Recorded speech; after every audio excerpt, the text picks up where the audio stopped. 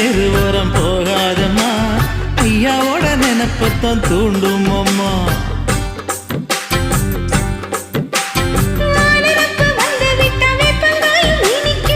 நினப்பு போய்விட்டா செங்கரும்பும் கசக்கும். கோபுரத்தை கட்டி வைக்கவா, தலைவன கலசம வணங்கிடவா.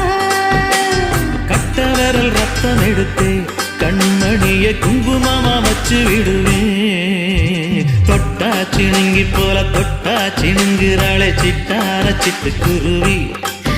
என்ன விட்டா போதும் முன்னு சிட்டா பறக்குறாளே குத்தால கொட்டு மருவி.